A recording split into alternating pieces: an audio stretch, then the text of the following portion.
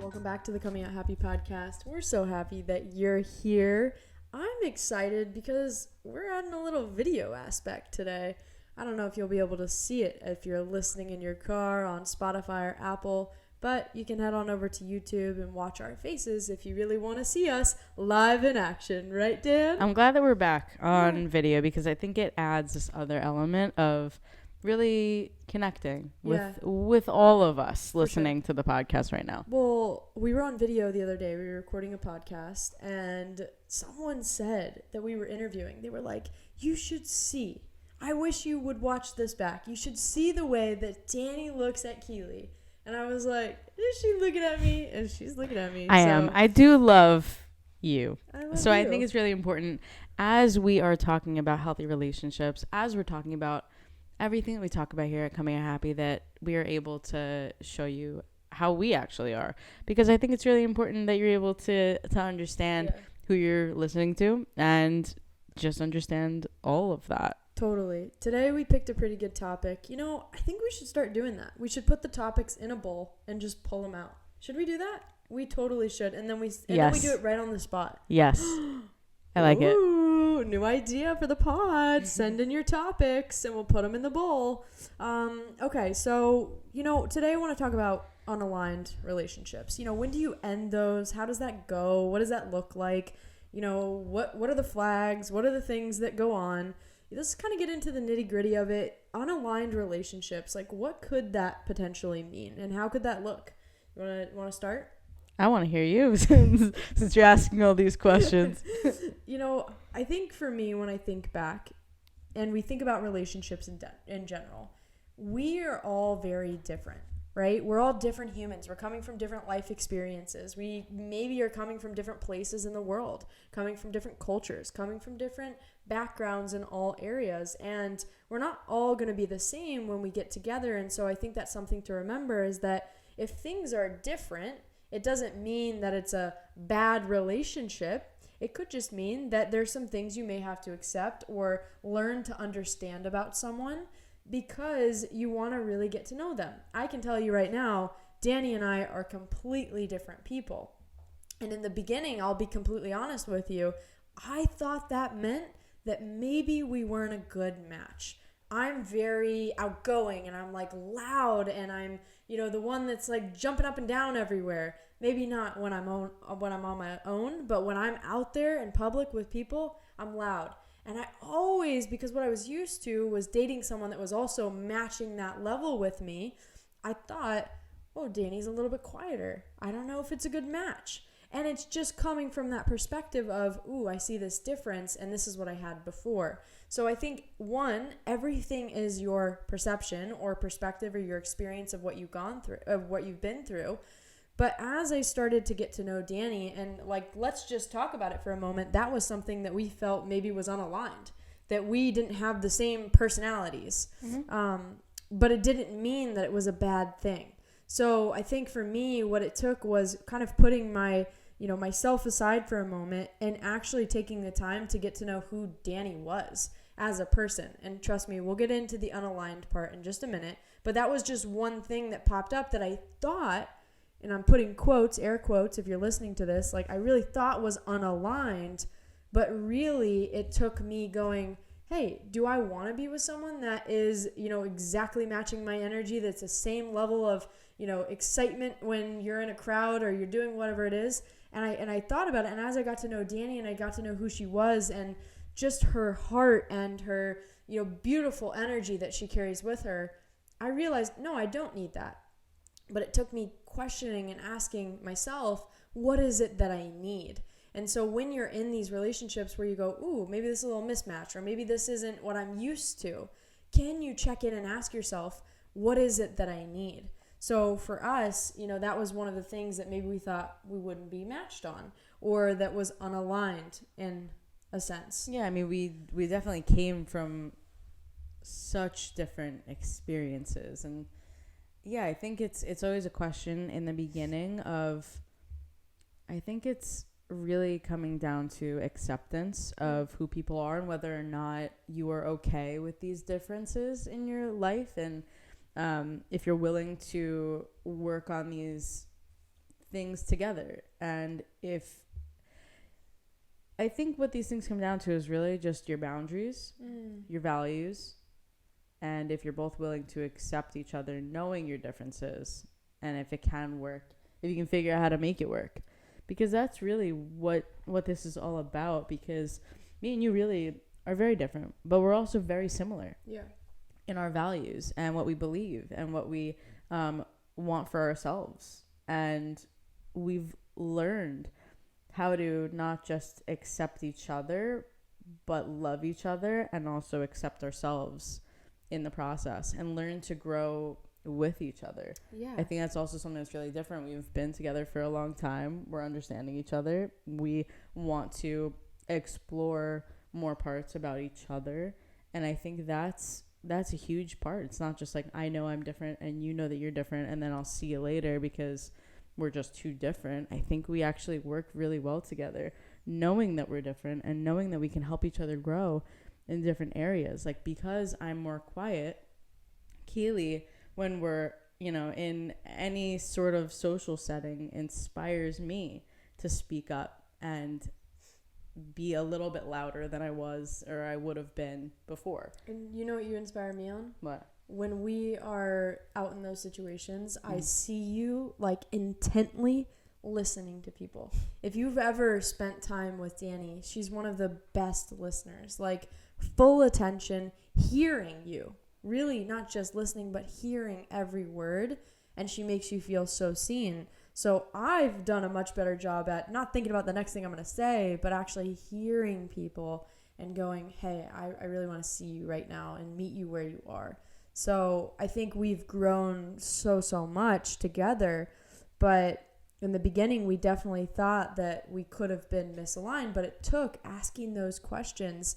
Let's just talk about some of the other things that could be misaligned, because I genuinely think there's a lot of things that could come up where you could question, hey, is this time to kind of go our separate ways? Can we not work this out? Well, there are a million like family, things. right? Yeah, religion. Responding to different, responding in different ways, not being emotionally regulated enough or not having the same levels of awareness. I mean, let's talk about another misalignment that we had, that we felt like, hey, can we work through this? So that's really the question, right? There could be a lot of things that feel like they're not in alignment, but the question is, can we work through this? And I think oftentimes today there's so much avoidance in relationships. People are so quick to give up. But at the same time, what's really important to look at is, can you actually work through it? And can you build a resilience? Can you turn that knob of resilience and step into the uncomfortability, lean into it for a moment to see what you can accomplish or get through together? And that's built such a strong foundation in our relationship, especially in the beginning. There were times where I was selfish.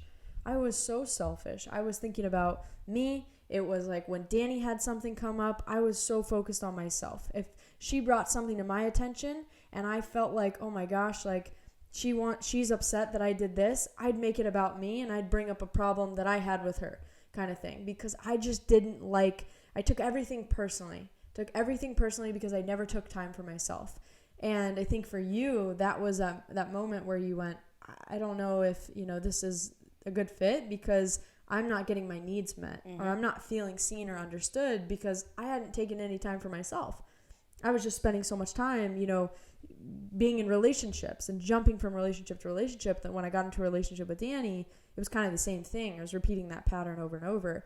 And I don't know, and I want to hear from you too, but I don't think Dani would have stayed if she didn't see me recognize that within myself and take personal responsibility to change. Yeah, I think there are also, through all of the clients that we've worked with, this is something that pops up all the time, and it's like, how long do you stay when something doesn't feel right? Yeah. Like, one of our clients came to us the other day and was like, I don't know how long I can just wait and hope that they work on themselves and whatever. And I think most of the people who are coming to us are more anxious, so they're just kind of like waiting around and hoping that somebody else will give them what they're needing. But I think there was a point for me, and this is just my own story, that I had to take time to understand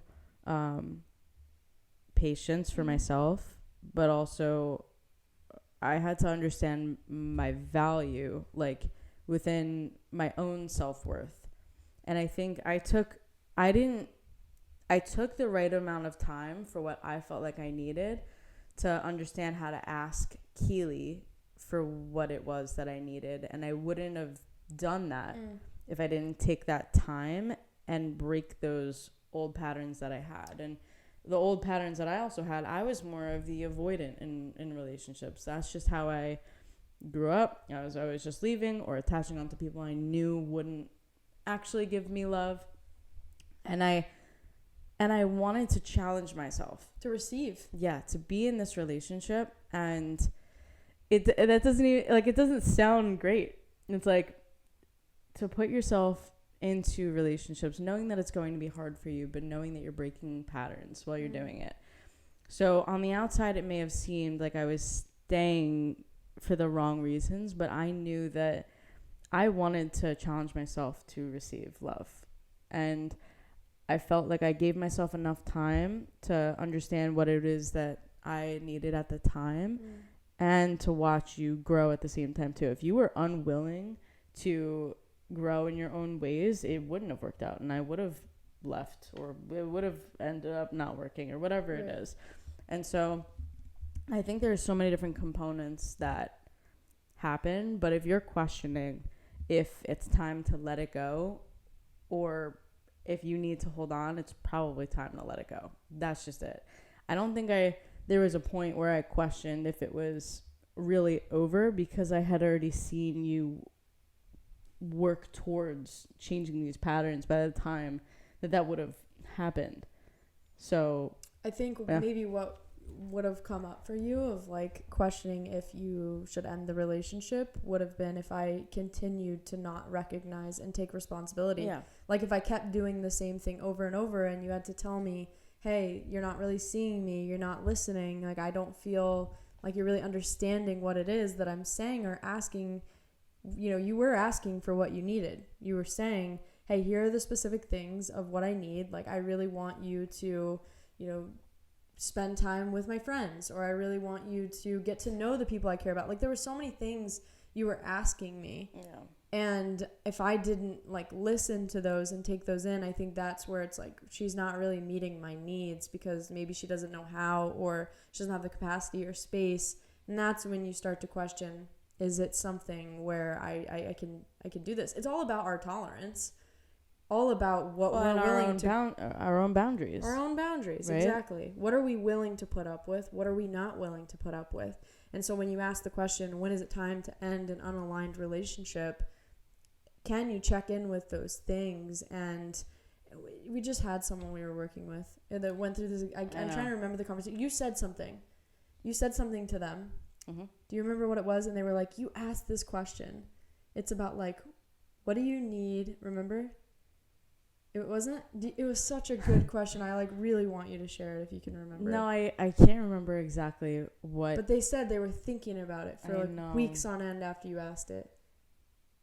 It was really about that. Yeah. What? No, I can't remember. I don't know. Sorry. Well, I don't remember. We'll get you on the next one with something good. But yeah, no. It's definitely something where relationships are not easy. I think anyone who says that they are easy is maybe still in that stage of like, we're just going on fun dates. And we made this TikTok the other day. Maybe you'll see it by the time this is out. But this TikTok about like what it's like 1 month in. It's like, let's go on a date. It's just fun, and you end up U-hauling and losing yourself and all these things that just are very typical in the beginning of relationships. Versus like a bunch of years in, you're at a very different place where you're trying to build something and you're communicating what you need and you're taking time for individuality, and maybe you're spending an hour or two on the weekend and going, hey, let's read this book together about love.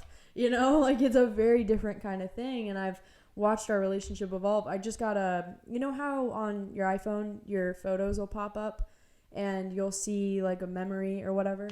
I saw like a year and a half ago or something popped up and we were walking down to the beach and we were reading a book together about our relationship. And I think it just changed so much over time, where we were having a lot of fun going out to eat, you know, enjoying ourselves, to really like, how can we actually build something?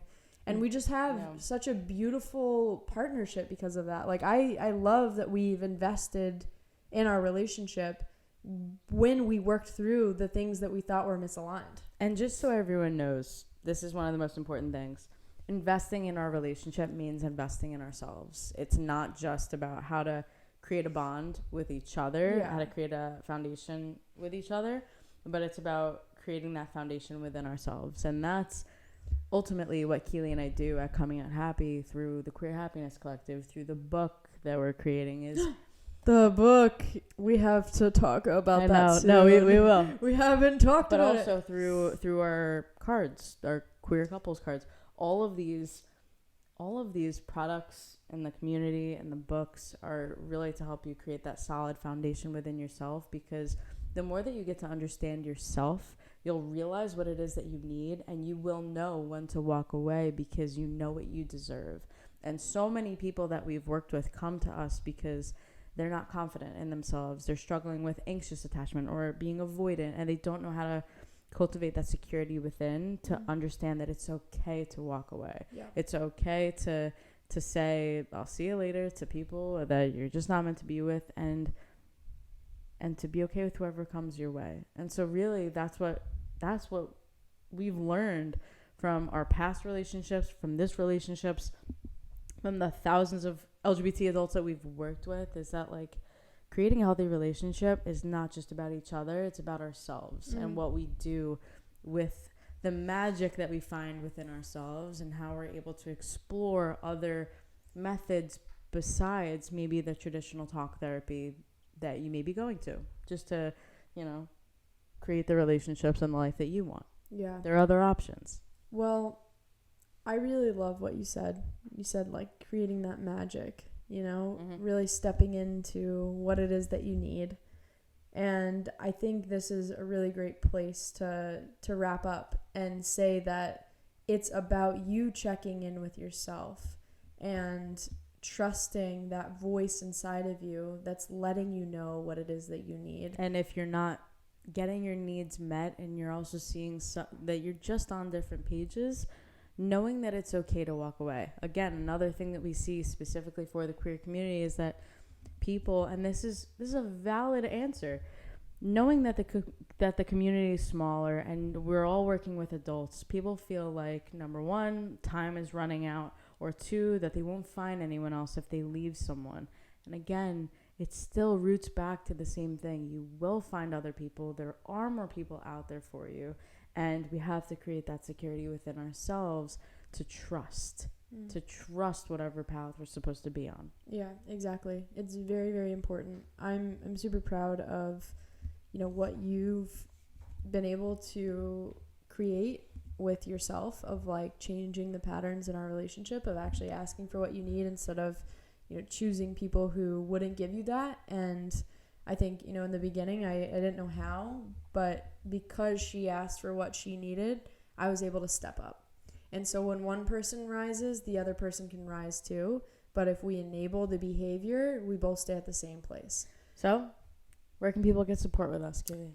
You know what? The best place that you can go right now is get a free week in the Queer Happiness Collective. We created this membership so that every single month you've got a new resource, new tool that we've added in there from not only ourselves, but other queer experts that we meet with, that we intentionally spend time with to figure out if they'd be a good fit in the Queer Happiness Collective to talk about queer topics, talk about sexual communication, talk about inner child healing, talk about the queer experience, and to really give you resources that you can't find anywhere else. So that is such a great place. I've got a whole wellness library of tools to self-soothe, to better your relationship, to work through conflict, to do different kinds of things in your relationship to really grow. And just to check it out, we've got actually an option, whether you're single or in a relationship. If you want to add a partner when you join, you can definitely do that, and we give you a little discount there.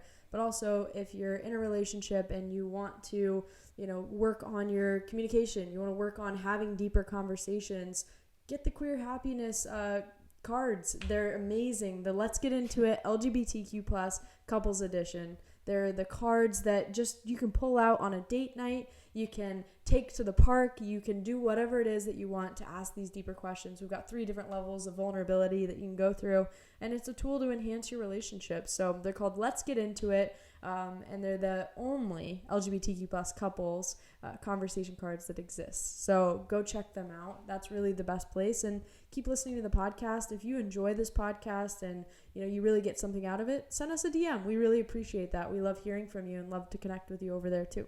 So that's where you can find us. Leave a comment below if you're on YouTube, and make sure you leave 5 stars on the Apple Podcast or Spotify. We're so glad that you got to listen today, and I hope that you took something really valuable away from our chat today. All right, Dan, that's it. Talk soon, everyone. Talk soon.